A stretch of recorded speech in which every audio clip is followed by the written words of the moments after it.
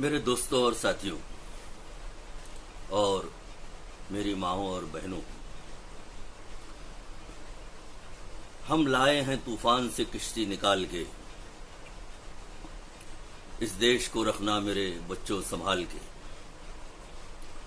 ये नसीहत आमेज बातें हमारे बुजुर्गों ने, तहरीक आज़ादी के इनकलाबियों ने, वतन पर मर मिटने वाले शहीदों ने अपने देश की हिफाजत के लिए, अपने देश में अमन व अमान कायम रखने के लिए, अपनी आने वाली नस्लों के नाम ये पैगाम दिया था।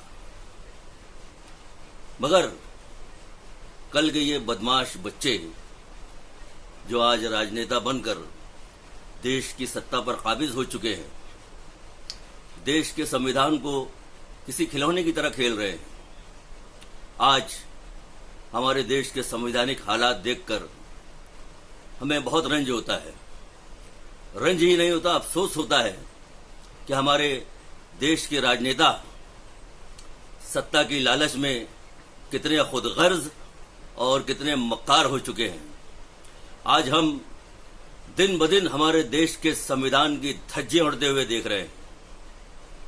चाहे वो अडानी के घोटाले का मामला हो, चाहे वो पुलवामा के शहीदों का मामला हो, चाहे वो मणिपुर में जुल्म और बर्बरियत और बदअमनी का मामला हो, चाहे वो हमारी पहलवान बेटियों की इज्जत का मामला हो, या फिर देश की दौलत लेकर फरार होने वाले नीरव मोदी, मेहुल चोकसी और विजय माल्या जैसे गद्दारों का मामला हो।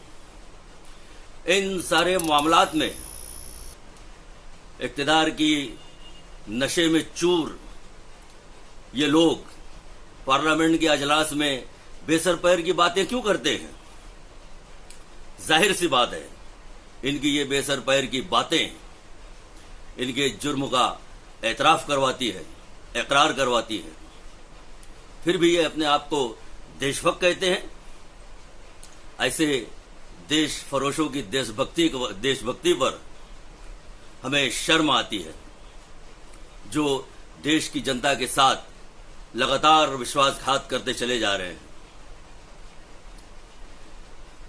इन सत्ताधारियों का काम ही देश की जनता को मुद्दों से भटकाना है, चाहे वो नोटबंदी के जरिए हो, चाहे वो जीएसटी के जरिए हो, चाहे वो एनआरसी सीएए जैसे काले कानून के जरिए हो, या फिर हिंदू और मुसलमानों में नफरत और अराजकता की आग फैलाकर, जो इनका राजनीतिक धर्म है।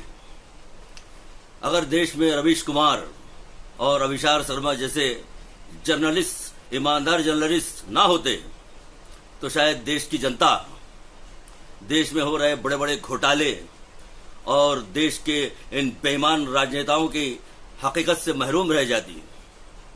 क्योंकि मेन स्ट्रीम मीडिया का रिमोट कंट्रोल इन सत्ताधारियों के हाथ में है, जिन्हें हम गोदी मीडिया के नाम से जानते हैं। भला हो इन ईमानदार पत्रकारों का। कांग्रेस पार्टी ने 1920 में महात्मा गांधी की लीडरशिप में ऐसी तहरीक चलाई कि हमारे मुल्क से अंग्रेजों को जाना पड़ा, और आज उसी तहरीक को संभाला देने के लिए वही कांग्रेस पार्टी ने राहुल गांधी की लीडरशिप में भ्रष्टाचार को खत्म करने के लिए और देश के इन बेईमान सत्ताधारियों को जड़ से उखाड़ने के लिए एक गठबंधन का इनेकाद किया गया है, जिसे इंडिया का नाम दिया गया है, जो देश के संविधान को बचाने के लिए, देश की साख को मजबूत करने के लिए, देश की माशियत को बहाल करने के लिए और देश से गरीबी को हटाने के लिए बनाया गया है, जिसमें हमारे देश की तमाम पार्टियां शामिल हैं। यूं कहिए कि आखिरकार राहुल गांधी ने भारत को जोड़ दिया, जिसकी वजह से दीमक की तरह, इस देश को दीमक की तरह खोखला करने वाली इन सत्ताधारियों के खैमे में बौखलाहट का तूफान बर्पा हो गया और ये फिर किसी नए फितने की तलाश में कुशा हो गए और अब आज ये कहते हैं कि देश का संवैधानिक नाम भारत है, इंडिया नहीं है। वैसे भी इन सत्ताधारियों को मुद्दों पर कोई बात करना तो आता नहीं है। हाँ, अलबत्ता फितनों को पैदा करके हमारे देश की जनता को गुमराह करने का नया नया तरीका ये तलाश करते रहते हैं, मगर उम्मीद पर दुनिया कायम है। यकीनन देश में बदलाव होगा।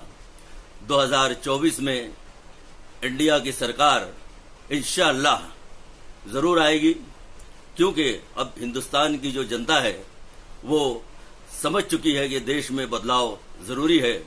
अब जो भी फैसला होगा यहीं पर होगा, अब जो भी फैसला होगा यहीं पर होगा। अब हमसे दूसरी हिजरत नहीं होने वाली। मुजीब शरीफ मोमिन को दीजिए इजाजत। खुदा हाफिज।